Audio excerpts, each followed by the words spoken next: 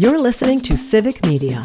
You can tune into any of our live shows on any radio station across the state with the Civic Media app. Find us in your phone's app store and listen anytime, anywhere.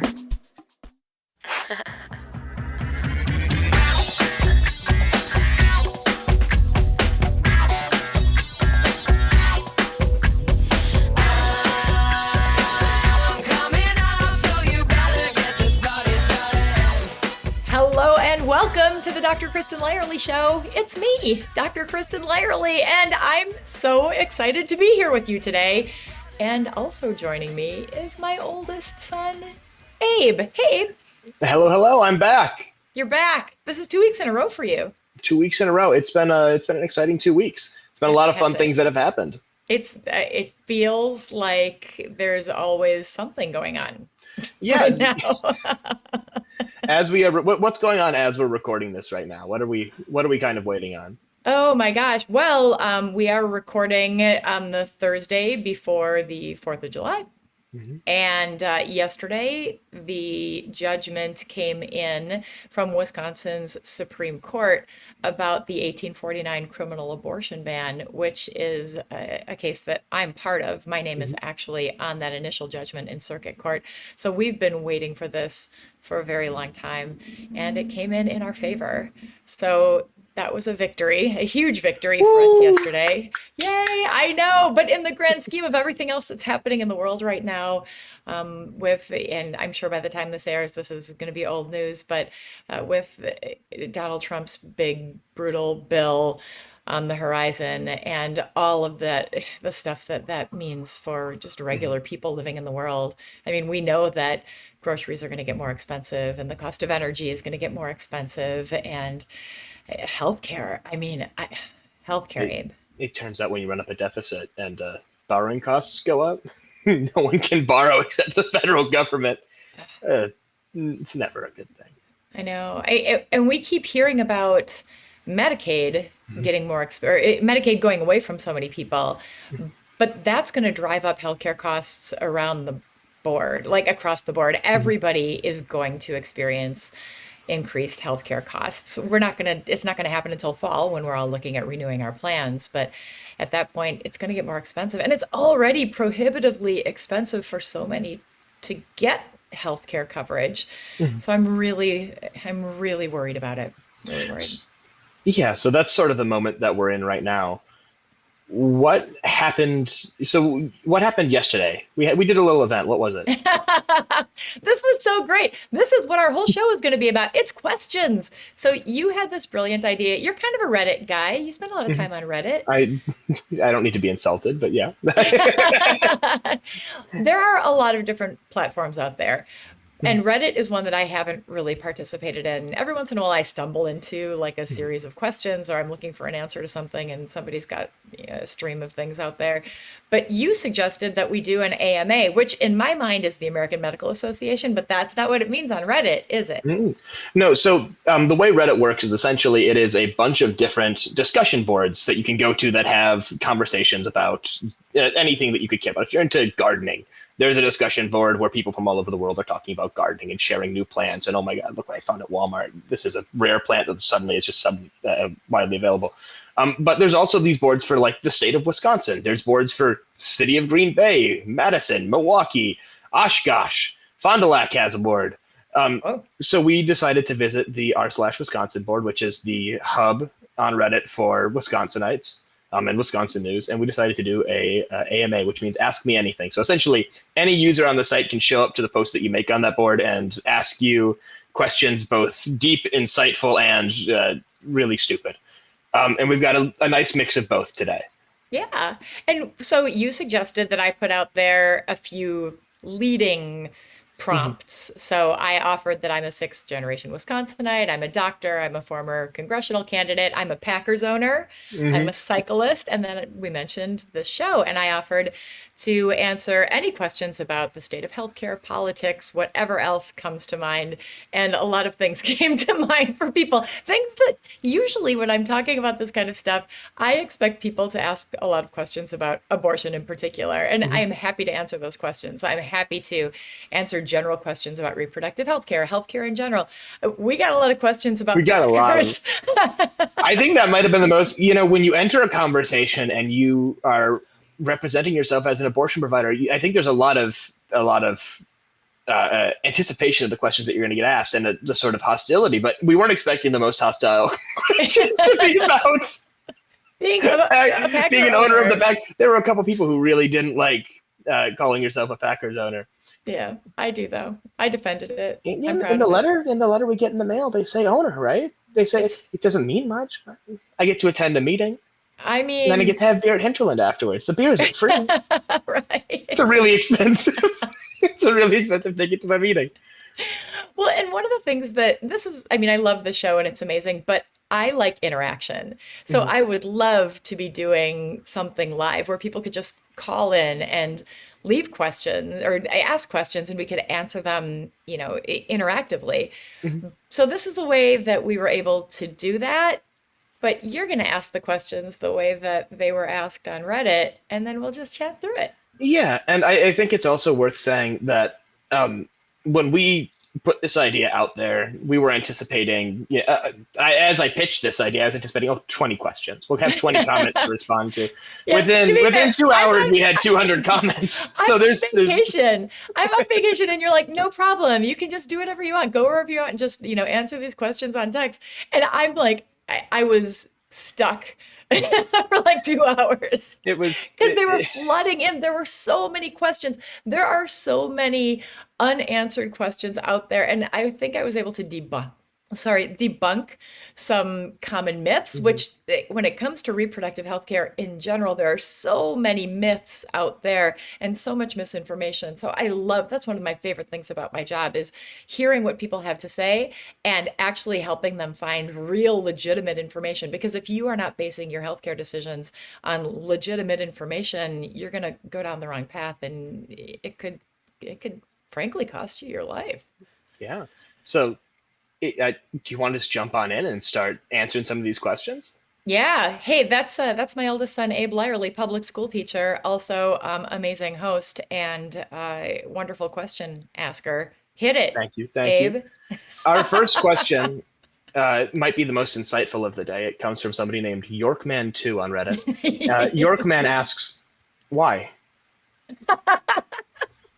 And the context that we're missing for this is you advertised this AMA as one of the people who worked to overturn this abortion ban, and why? I didn't really. We put a lot of things out there. So the why, I was like, why I'm a Packer owner, why I ride my bike, why. Yeah, I was confused by that. So I guess the question that I'm going to answer, the beauty of this is that I can answer any question that I want. So what was the importance of why did this ban have to go? That's the question we should answer. Let's pretend that's the end. I like that. Thank you for rephrasing. Why did this ban have to go? Because this ban prevented us from providing abortion care in Wisconsin. The only exception to this ban was to save the life of the mother. But that is a very poorly defined term, and it caused a lot of confusion. It created a lot of fear, and it necessitated a bunch of additional steps. So you had to get another doctor to sign off on it. And sometimes there just isn't another doctor. Like if somebody is actively dying and in your clinical judgment, you need to help them now, and you're in a rural hospital and there's not another doctor there, are you actually going to stop what you're doing in order to call somebody in to evaluate the patient so that they can sign off on your... No, you're not going to do that. You're going to save your patient's life. So it just made it really hard for us to take care of our patients. And you can't, and I say this all the time, you can't take abortion out of healthcare, whether we're talking about miscarriage management or infertility treatment or managing complicated pregnancies. All of those things have components of abortion care in them. And the last thing you want as a patient is for your doctor to have to stop and think, am I obeying the law when I'm providing the care that I've been trained to provide, that I know my patient needs, that I know is the right thing. You would hope that the law would line up with best practice. You'd hope that the law would line up with, what keeps people alive. Why is the law even involved here? Like, the law isn't involved in management of prostate cancer. It's amazing to me, the legal interference in our personal medical decisions, especially from the side of the aisle that wants less government, but they want more government in your personal medical decisions. It doesn't make any sense at all. So this needed to be repealed in order for us to be able to provide care for our patients. That was critical. And there's a whole cascade of other stuff that goes along with that, including recruiting doctors and other healthcare providers to Wisconsin so that they feel comfortable practicing here, encouraging young families to live in Wisconsin, to open small businesses, to make Wisconsin their home because they know that they're going to get the healthcare that they need. That has a huge economic advantage as well. So all of the whole cascade of stuff that comes from being able to ensure that you can get the healthcare that you need is the reason that we had to repeal this ban. Yeah. For what it's worth, Yorkman did respond to you left him a multi-paragraph. He left you why with no punctuation or capitalization. You responded with multiple paragraphs, to which he responded, "Sounds about right." I think you've convinced him. Was this my problem in this format? I left too many words. All right. Before we hit our break, I got two more questions for you. Okay. From BDoof 2017, can you explain what exactly this ruling means for the women of Wisconsin? And we might have to push this answer a little bit back.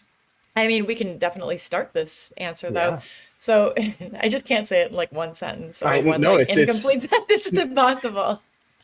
So what it means is that although we were able to restore abortion care in Madison and Milwaukee and somewhat in Sheboygan, the whole rest of the state in general is not offering abortion care. Hospitals have been reluctant to start providing care again. Doctors are still confused. They're waiting for that final judgment. And that final judgment is what came with the Supreme Court's ruling that the 1849 ban does not apply. So now that hospitals and providers are going to be able to resume care, we hope that they will. There's a lot of red tape there. There still will be fear and confusion, so there will be more education that'll be necessary, more communication, and that all fits into the whole culture piece too, right? We have to talk about these things and make it okay to get screened for sexually transmitted infections and obtain birth control and encourage people to seek prenatal care. There are a lot of women who don't get prenatal care until late in the pregnancy for many complicated reasons. So we've got to make it culturally appropriate for people to get the healthcare that they need. Then they'll have better outcomes and we'll just be stronger as a society, as a community. So what I'm hearing is that there's still a lot of work to go, but this is a huge step in the right direction. It's a huge step in the right direction. It's so important. And my colleagues who have been just trying to hold the line in Wisconsin, and they've been wondering, can they continue to stay here and practice? We've been waiting for this judgment. And I know that for a lot of my colleagues and friends, they're thinking, okay, Wisconsin is moving in the right direction where I am going to be able to take care of my patients, where people can get the care that they need. So I think it's a really positive thing. Yeah. I know. These are two good questions to start with. Why? Why? All right, so we are doing listener questions with my oldest son, Abraham Lyerly, public school teacher. And we're going to come back after this break and answer even more fascinating questions, including biking and cheese curds and maybe even beer. This is Dr. Kristen Lyerly. You are listening to the Dr. Kristen Lyerly Show on WGBW and WISS.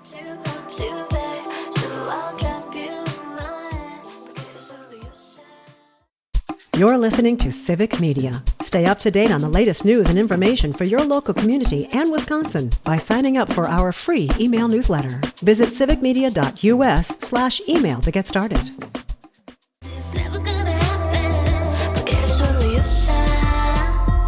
Soy orgullosa.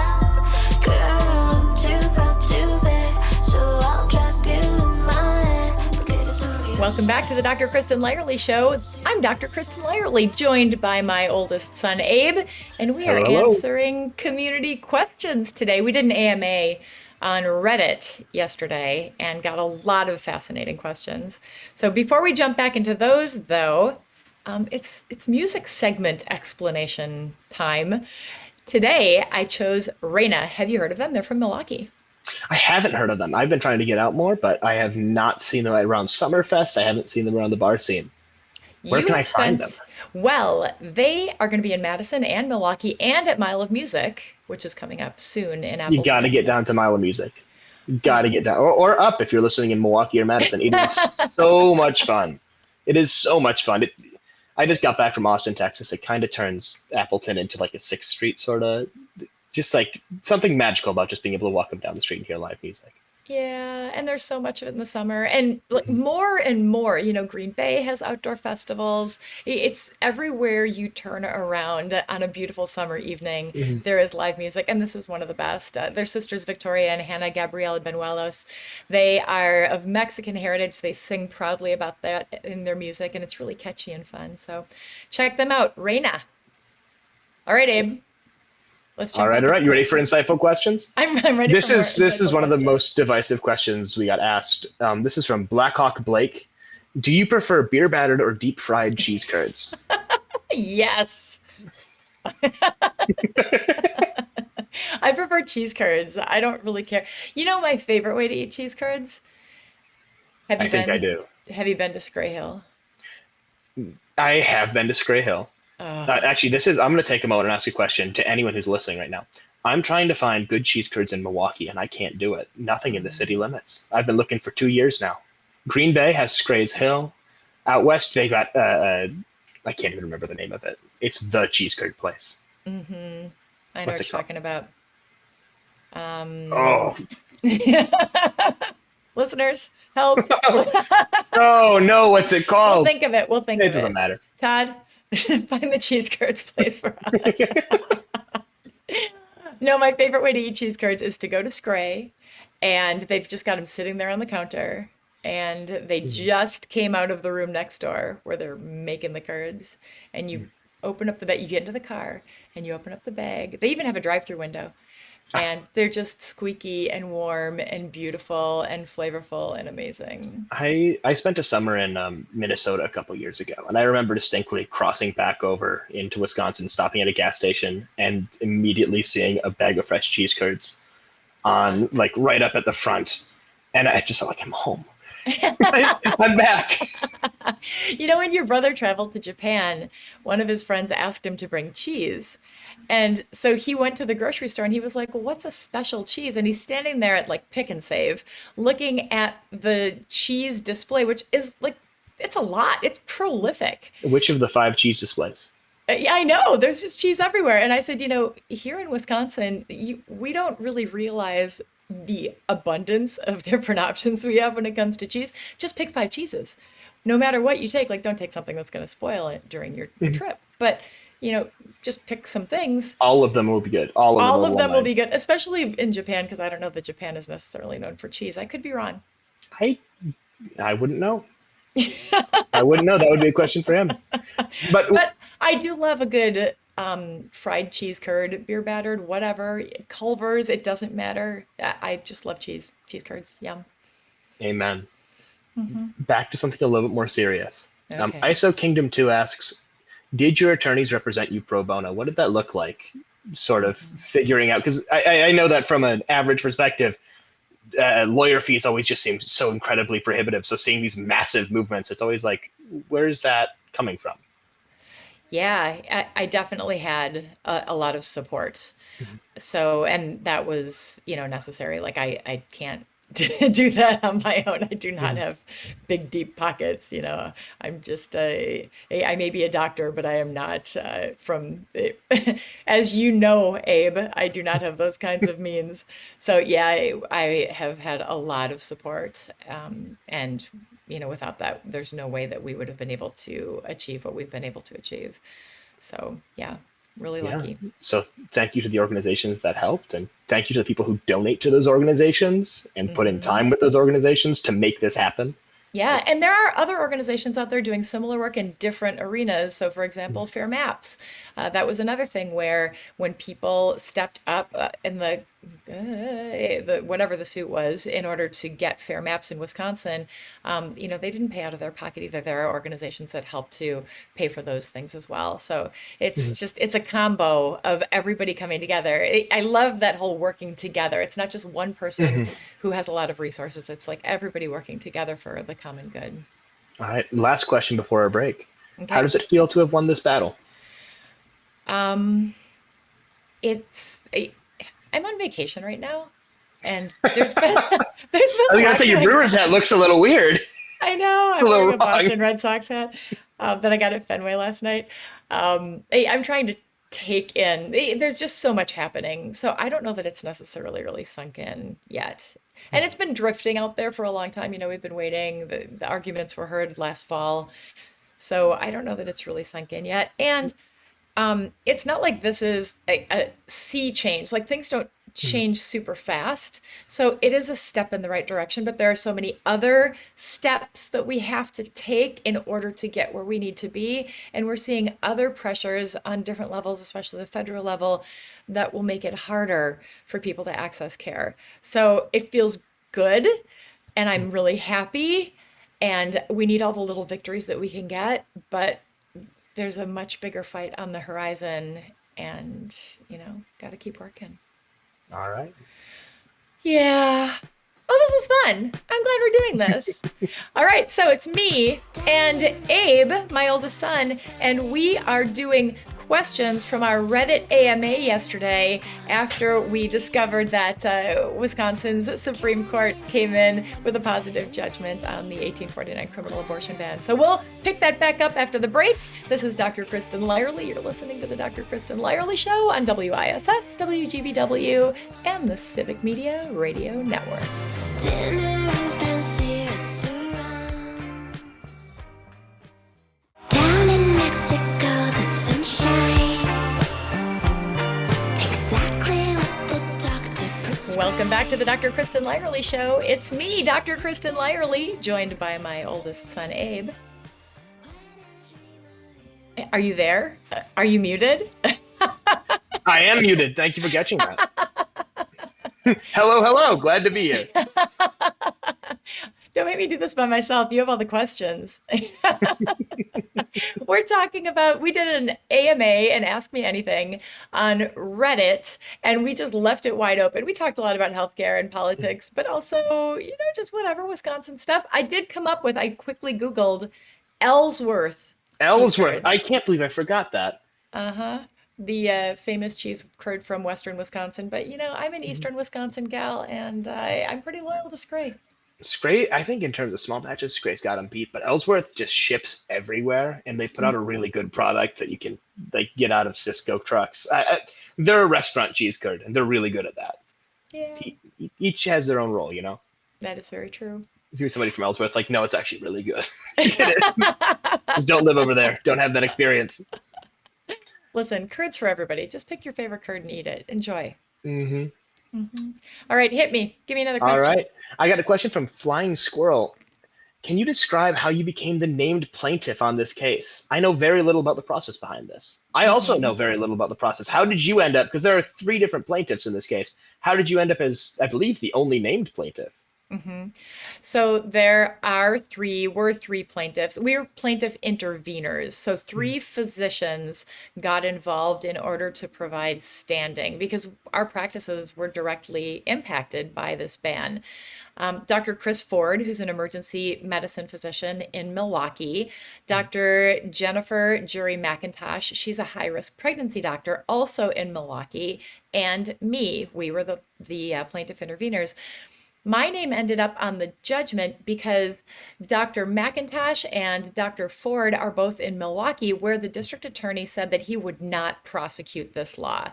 But I had worked in Sheboygan, and district attorney Urmansky was very clear in his eagerness to prosecute this law. So it ended up, and he had said in court papers that this really was between the two of us. So that's why my name ended up being on that initial judgment in circuit court in Dane County. And then it was that the court system is confusing to me. So this is my understanding. After that initial judgment came back, there is another layer. There's an appellate court that it could have gone to, but both parties agreed to take it all the way up to the Supreme Court. And that's how the Supreme Court ended up hearing it yesterday, or ended up hearing it last fall. And then the judgment came back just yesterday. All right. Yeah. Well, thank you for filling us in on that. Yeah. Now, Narrow Echo asks, I'm a healthcare professional in central Wisconsin. Thanks to various corporate mergers and consolidations, I've been laid off 3 times since 2008. The job I have now is probably my last, and I don't know if I'll make it to retirement. I could prolong my career by moving to Milwaukee or Madison, but I'm a farm boy, not a city boy. I can't help but look at the state of healthcare in the northern part of the state and wonder what the future holds for us. How can the Northwoods community survive when the government continues to defund institutions and drain our resources? And before you answer, does that in any way tie in to what you just said, that people who were practicing in Milwaukee had a friendly DA and were able to provide a full scope of healthcare? Whereas, and I don't mean to call Sheboygan rural because it's not, but more rural smaller. counties, it's smaller, and more rural counties seem to be cracking down on scope of care. Yeah, it's more conservative. And we need doctors and nurses and healthcare providers in these more rural areas in the worst way. We have a hard time recruiting to rural areas because, I mean, think about it. When you're in training and you're in an urban setting, like a high resource setting, you've got everything you need around you. You've got backup, you've got additional people with additional skills. So when I trained as a resident in Madison, if I ran into a problem that was out of my scope of practice, I could call the GYN oncologist and say, hey, I need help here. And they were there because there was somebody who was just a few minutes away at all times, probably even still in the hospital. If I'm up in Hayward, it is a totally different situation. I'm the only doctor up there, and you never know what's going to come through the door. It could be somebody who is like actively dying. So you may not have another pair of hands to help out. That's really intimidating for somebody who is trained in that high resource center. It's a very different way of practicing medicine. And for people who are comfortable practicing in that setting, we need to encourage them to stay there and live where they want to stay and take care of the people who need that care in the worst way. And I also need to mention that people who, in those more rural areas, our population is more elderly, they have more contact with care, and they are less likely to be providers of care. So we need more resources up there, not fewer. But we don't do a good job as a medical community, as hospital systems, of retaining and recruiting people to practice in these areas. So this is a huge problem. And it's one that I'm actively working on, amongst other things. But it's going to take a lot of changes on a lot of different levels, including corporate medicine. Corporate medicine is going to have to get on board with recognizing and trying to solve this problem. It's not just going to be a court fight. And That's right. Take home an easy win. It seems like a long process. It is. Hey, that's the voice of Abe Lyerly, my oldest son. We are talking about an AMA and Ask Me Anything we did on Reddit just yesterday. And we really left it wide open. Healthcare, politics, biking, the Green Bay Packers, cheese curds. And the questions that we got from our community were, first of all, way more than we expected. And it was a really engaging conversation that I enjoyed. So thank you for making that happen, Abe, and for bringing this idea to fruition. It's a group of people over there that has been clamoring for something like this for a while.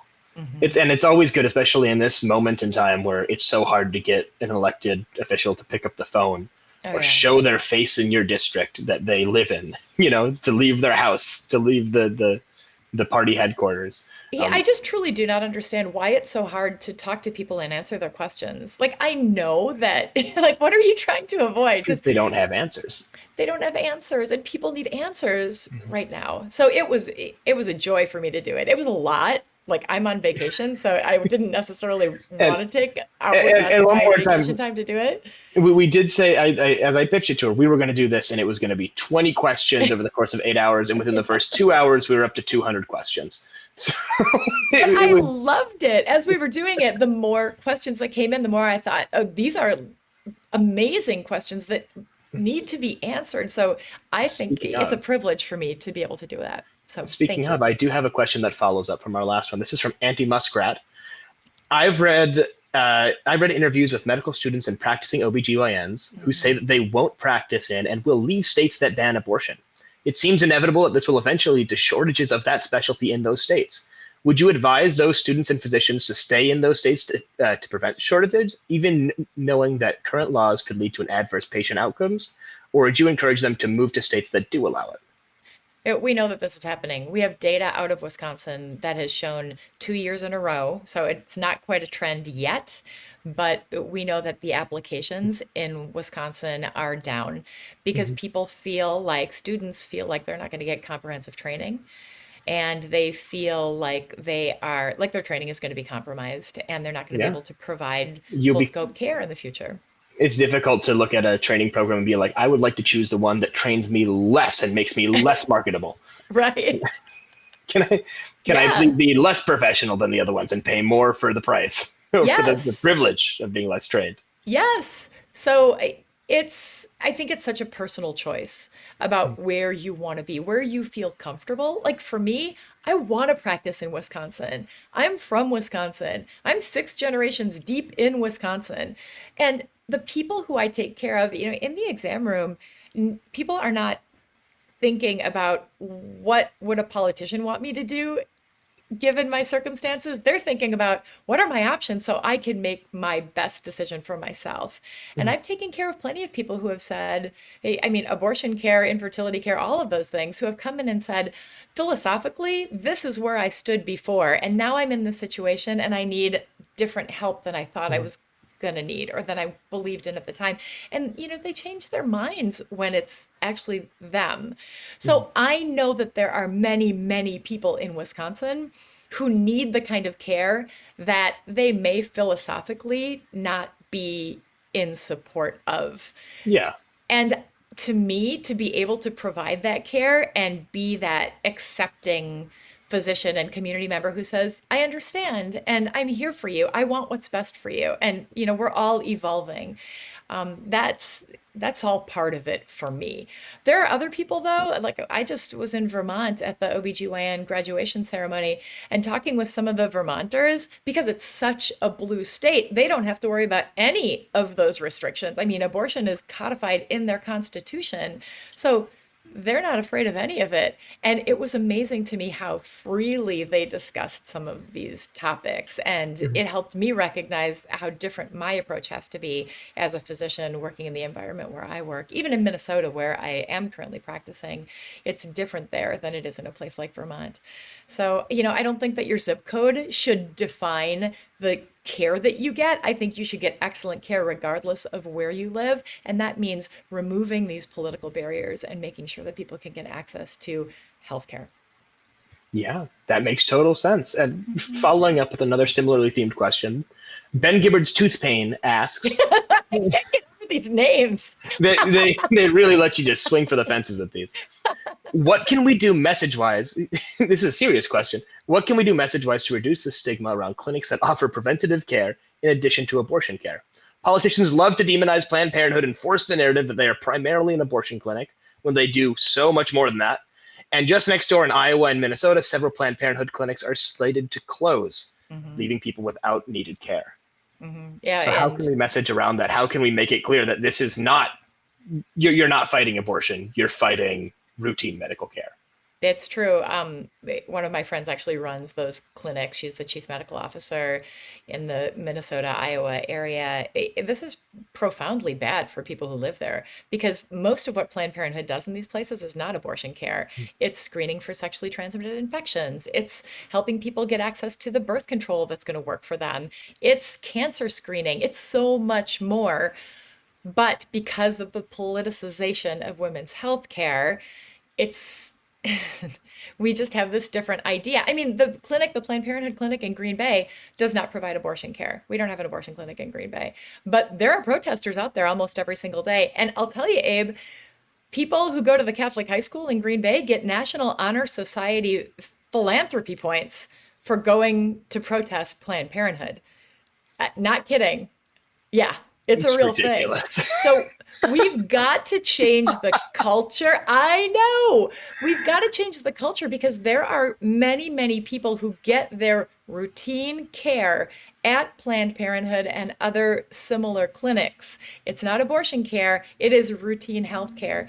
And if the big, beautiful bill passes and the funding for these clinics goes away, their access to healthcare goes away, and that means that they don't get things like birth control. I mean, what happens then? The abortion No rate one goes wants up, to answer that one. right? So, yeah, I know. So it's not just, I mean, legislation's a big piece of it, but we've got to change the culture around women's healthcare, and that means that we've got to continue to have these kinds of conversations like we're having right now. So thank you for listening. Thank you for asking these. We've got one more segment, and we've got a couple very important There's topics some to good cover. ones coming up. I'm telling you, 200 questions. Here we go. This is Dr. Kristen Lyerly. You're listening to the Dr. Kristen Lyerly Show on WGBW, WISS, and streaming on the Civic Media app.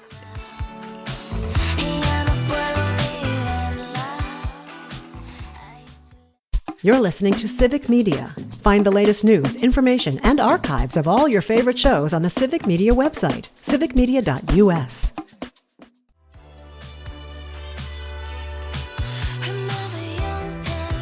Welcome back to the Dr. Kristen Lyerly Show. I am Dr. Kristen Lyerly, joined by my oldest son, Abe. Hello, hello. Unmuted this time. Good work. You're getting the hang of this. I'm figuring out how this works. If you missed the beginning of our conversation, you can always find it wherever you get your podcasts. And you can always find me here on Saturdays and Sundays at 3 on WGBW and WISS and the Civic Media app and wherever you get your podcasts, of course. Mm-hmm. So, Abe, we're talking questions. We did that AMA yesterday, Ask Me Anything on Reddit. Mm-hmm. And we got lots of questions about lots of things. It was incredibly successful. We have a couple hundred questions. We're filtering through them. We're bringing you only the most important ones. So what's your favorite color? I just said green. I wanted to say lots of colors because it kind of is like a mood thing for me. And That's fair. I That's just fair. said green. You know, of all the important questions that got asked, I think you can kind of shoot from the hip. What's your favorite color? She's not being authentic. She didn't give the right color. She's flip-flopping on her favorite colors. So it's emotional. Unbelievable. I get so emotional, baby. But when it comes to actually, colors. we actually got so many questions in the middle of your vacation that at one point you had to drop a comment that said, "I'm taking a little break to grab a beer on my way to a baseball game. Feel free to leave more comments. I'll respond." What sort of beer did you get, and who won the game? We were going to Fenway. We're in Boston. I got some sort of a hazy IPA, which is like my standard go-to. It was quite tasty. And the Red Sox did not win.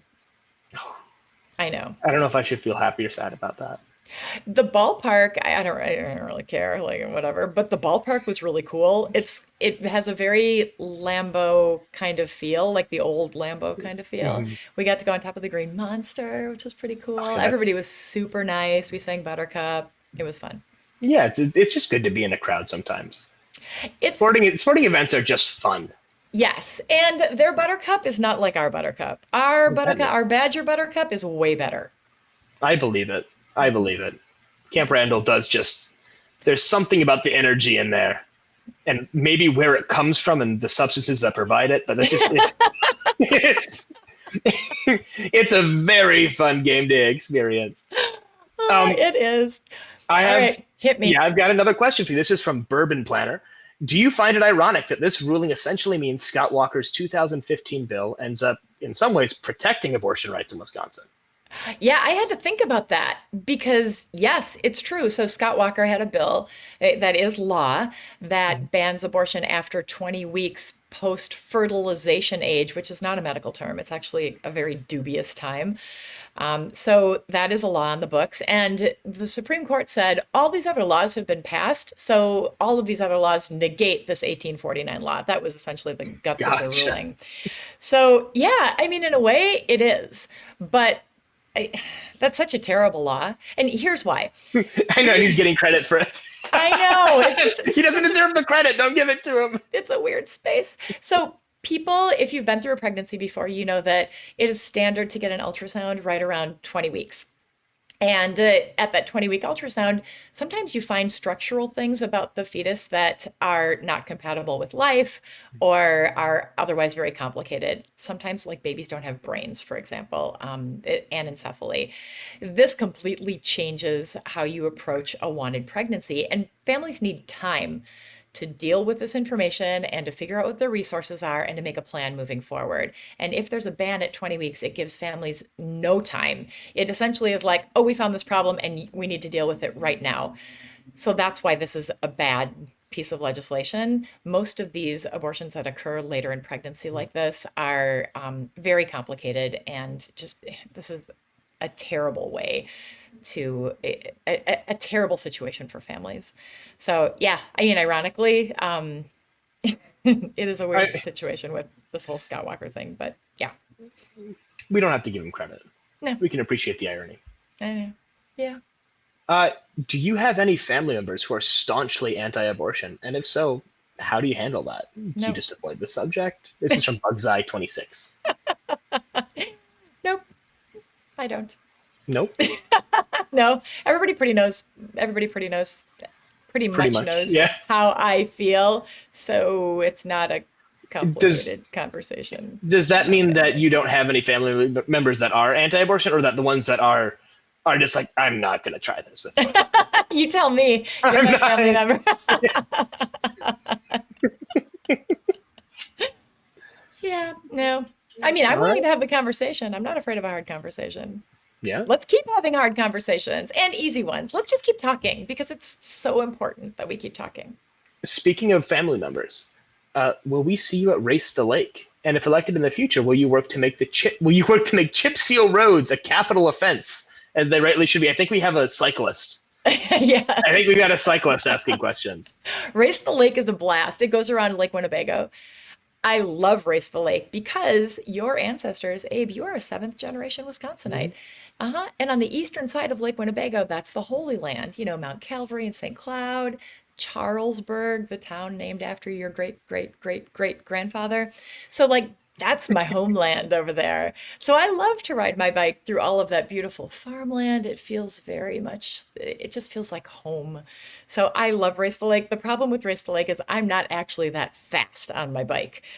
And if it was Bike the Lake, it would be the easiest. But casually ride the lake, right? Spin around. You know, he brought up a good topic though, like the chip seal. I don't know, is that a good way to take care of roads? Is it economical? I don't love it on my bike, but there must be a reason that they use it. So it got me interested in road repair. Got me interested in learning some more. I've got one last question for you today. This comes from Sudden Badger, who asks, do you have any hope? I do. I really do. I have hope because I know my people. I know Wisconsinites.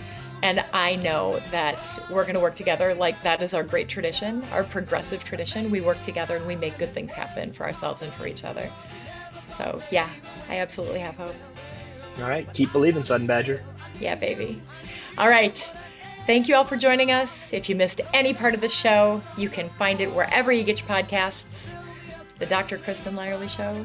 I'm Dr. Kristen Lyerly on behalf of me and Abe, and we'll see you next week. I'll be over at 10, you told me time and again, but you're late. I waited around and then... The national news cycle never stops, but it can be hard to find news about your local community. Civic Media is dedicated to providing quality local and state news coverage across Wisconsin. With the Civic Media app, you can get notifications about local stories that matter to you and your community. Find the free Civic Media app in your phone's app store and choose notifications from the menu to tell us what kind of news you want to hear about.